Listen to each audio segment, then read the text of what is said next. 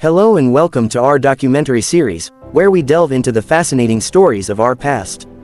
Today, we embark on a journey through time, exploring significant events and figures that have shaped our world. We invite you to immerse yourself in this captivating narrative as we uncover the truths and lessons from history. Each episode is designed to not only inform but also inspire curiosity about the events that have led us to where we are today. The African Union is a continental organization founded on July 26, 2001, in Addis Ababa, Ethiopia, and launched on July 26, 2002, in Durban, South Africa. It was established to promote unity and cooperation among African states and to address issues such as peace and security, economic development, and social progress across the continent. The transformation of the Organization of African Unity into the African Union. Established in 1963, the OAU aimed to promote unity and cooperation among African nations. However, as the continent faced new challenges such as globalization, economic integration, and political instability, it became clear that a more robust framework was necessary. In 2001, leaders across Africa convened in Addis Ababa, Ethiopia, to lay the groundwork for a new organization that would better address these evolving issues. The result was the formation of the African Union in 2002. This transition marked a significant shift from a focus on political liberation to an emphasis on socio-economic development and regional integration. If you enjoy what you see and want to continue exploring these incredible stories with us, please take a moment to subscribe to our channel. By subscribing, you'll stay updated on all our latest episodes and help us bring more historical content to life. Thank you for joining us on this adventure through history. Let's get started.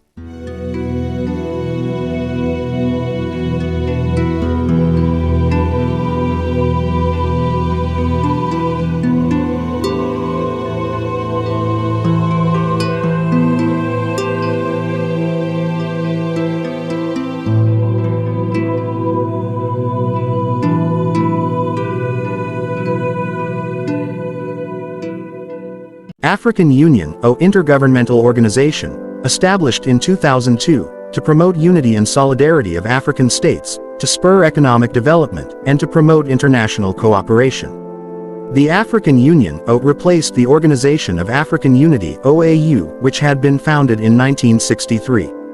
The AU's headquarters are in Addis Ababa, Ethiopia. The OAU was established on May 25, 1963. And its activities included diplomacy, especially in support of African liberation movements, mediation of boundary conflicts and regional and civil wars, and research in economics and communications. The OAU maintained the Africa Group at the United Nations (UN), through which many of its efforts at international coordination were channeled.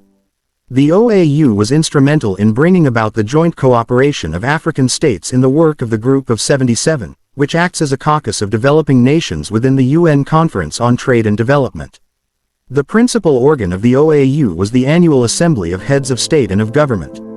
Between these summit conferences, policy decisions were in the hands of a Council of Ministers, composed of foreign ministers of member states. The major practical achievements of the OAU were mediations in several border disputes, including those of Algeria and Morocco in 1963-64 and Kenya and Somalia in 1965-67. It monitored events in South Africa and advocated international economic sanctions against that country as long as the official policy of apartheid was in place. In 1993, the OAU created a mechanism to engage in peacemaking and peacekeeping on the continent. In 1998, the OAU sponsored an international panel headed by former Botswanan President Ket Masire to investigate the genocide that took place in Rwanda in 1994. Its report was released in 2000. In a move spearheaded by Libyan leader Muammar al-Gaddafi, it was proposed in 2000 that the OAU be replaced by a new body, the African Union. The African Union was to be more economic in nature, similar to the European Union, and would contain a central bank, a court of justice, and an all-Africa parliament. A constitutive act, which provided for the establishment of the African Union, was ratified by 2/3 of the OAU's members and came into force on May 26, 2001. After a transition period, the African Union replaced the OAU in July 2002. In 2004, the AU's Pan-African Parliament was inaugurated, and the organization agreed to create a peacekeeping force, the African Standby Force, of about 15,000 soldiers. The O currently has 55 members. More than half joined the AU's predecessor, the OAU, in 1963, the year of its founding. Pan-Africanism, the idea that peoples of African descent have common interests and should be unified. Historically, Pan-Africanism has often taken the shape of a political or cultural movement. There are many varieties of Pan-Africanism.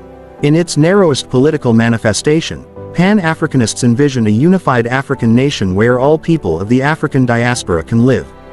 African diaspora refers to the long-term historical process by which people of African descent have been scattered from their ancestral homelands to other parts of the world. In more general terms, Pan-Africanism is the sentiment that people of African descent have a great deal in common, a fact that deserves notice and even celebration.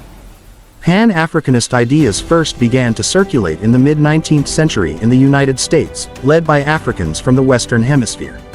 The most important early Pan-Africanists were Martin Delany and Alexander Crummell, both African Americans, and Edward Blyden, a West Indian. Those early voices for Pan-Africanism emphasized the commonalities between Africans and black people in the United States. Delany, who believed that black people could not prosper alongside whites, advocated the idea that African Americans should separate from the United States and establish their own nation. Crummell and Blyden, both contemporaries of Delany, thought that Africa was the best place for that new nation. Motivated by Christian missionary zeal, the two believed that Africans in the New World should return to their homelands and convert and civilize the inhabitants there. Although the ideas of Delany, Crummell, and Blyden are important, the true father of modern Pan-Africanism was the influential thinker W.E.B. Du Bois. Throughout his long career, Du Bois was a consistent advocate for the study of African history and culture. In the early 20th century, he was most prominent among the few scholars who studied Africa. His statement, made at the turn of the 20th century, that the problem of the 20th century is the problem of the color line, was made with Pan-Africanist sentiments in mind. For Du Bois, the problem of the color line was not confined merely to the United States and its Negro problem. During those years, it was common for many in the United States to refer to the problem of African Americans' social status as the Negro problem. Du Bois' famous statement was made with the clear knowledge that many Africans living on the African continent suffered under the yoke of European colonial rule. Among the more important Pan-Africanist thinkers of the first decades of the 20th century was Jamaican-born black nationalist Marcus Garvey. In the years after World War I, Garvey championed the cause of African independence, emphasizing the positive attributes of black people's collective past. His organization, the Universal Negro Improvement Association (UNIA), boasted millions of members, envisioning and then making plans for a return back to Africa. Garvey's Black Star Line, a shipping company established in part to transport blacks back to Africa as well as to facilitate global black commerce, was ultimately unsuccessful. From the 1920s through the 1940s, among the most prominent black intellectuals who advocated Pan-Africanist ideas were C.L.R. James and George Padmore, both of whom came from Trinidad. From the 1930s until his death in 1959, Padmore was one of the leading theorists of Pan-African ideas. Also influential were Léopold Senghor and Aimé Césaire, who were natives of Senegal and Martinique, respectively. A disciple of Padmore, Jomo Kenyatta of Kenya, was also an important figure in Pan-Africanist thought. Despite their origins outside the United States, such Pan-Africanist thinkers drew many of their ideas from African American culture. Furthermore, James and Padam resided in the United States for significant periods of time. An exchange of ideas about Africa and peoples of African descent took place between those intellectuals and African Americans, with African Americans taking the lead. It was, in many ways, a black Atlantic intellectual community. Senghor and Césaire, in particular, were greatly influenced by Du Bois and by several Harlem Renaissance writers, especially Count T. Cullen, Langston Hughes, and Claude McKay. In the 1930s and 40s, the African-American actor and singer Paul Robeson was also a significant contributor to the continuing exchange of ideas. By the late 1940s, the African-American intellectual leadership of the movement had receded, with Africans now taking the lead. That was due in part to the leftist or communist sympathies of many Pan-Africanist advocates, as in the late 1940s and early 50s, the United States was in the midst of a Red Scare, when Americans with communist affiliations or sympathies were actively persecuted and prosecuted. The most important figure of this period was Kwame Nkrumah of Ghana, who believed that European colonial rule of Africa could be extinguished if Africans could unite politically and economically.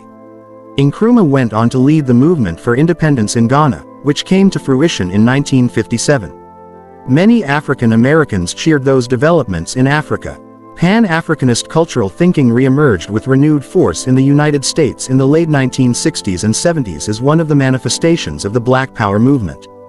By the early 1970s, it had become relatively common for African Americans to investigate their African cultural roots and adopt African forms of cultural practice, especially African styles of dress. In subsequent decades, perhaps the most prominent current of ideas that can be called Pan-Africanist has been the Afrocentric movement, as espoused by such black intellectuals as Molefi Asante of Temple University, Sheikh Anta Diop of Senegal, the American historian Carter G. Woodson, and Maulana Ron Karenga, the creator of Kwanzaa. With its roots in the 1960s, Afrocentrism gained particular popularity in the United States during the 1980s. The movement emphasizes African modes of thought and culture as a corrective to the long tradition of European cultural and intellectual dominance. During the 20th century, advocates of Pan-Africanism made many efforts to institutionalize their ideas and to create formal organizations to complement the work of Pan-Africanist intellectuals. The first meeting designed to bring together peoples of African descent for the purpose of discussing Pan-Africanist ideas took place in London in 1900. The organizer was Henry Sylvester Williams, a native of Trinidad. The meeting was attended by several prominent blacks from Africa, Great Britain, the West Indies, and the United States. Du Bois was perhaps the most prominent member of the U.S. delegation. The first formal Pan-African Congress, the first to bear that name, took place in 1919 in Paris and was called by Du Bois. That meeting was followed by a second Pan-African Congress 2 years later, which convened in 3 sessions in London, Brussels, and Paris.